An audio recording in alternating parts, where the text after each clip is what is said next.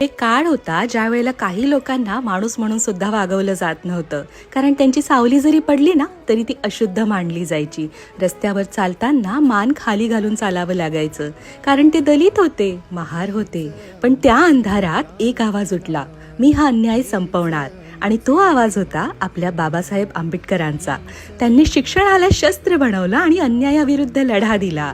आज आपण बोलतोय, आपल्या हक्कांसाठी उभं राहतोय, हे सगळं त्यांच्या संघर्षाचं फळ आहे. आज इंटरकास्ट मॅरेज पॉसिबल आहेत. लग्नानंतर स्त्री डोमेस्टिक व्हायलन्सला नाही म्हणू शकते, कारण तिला माहिती आहे की भारताचं संविधान तिच्या सोबत आहे. बाबासाहेबांनी प्रत्येक नागरिकाला समान हक्क दिला. हिंदू कोड बिल साठी शेवटपर्यंत लढत राहिले. आज प्रत्येक घरातली स्त्री आणि नागरिक सुरक्षित आहे, कारण कधीतरी कोणीतरी त्यांच्यासाठी खूप लढले होते. आणि ते अजून कोणी नाही तर आपले महामानव डॉक्टर बाबासाहेब आंबेडकर होते. आणि अशा महामानवाला माझं त्रिवार वंदन. जय भीम, जय भारत.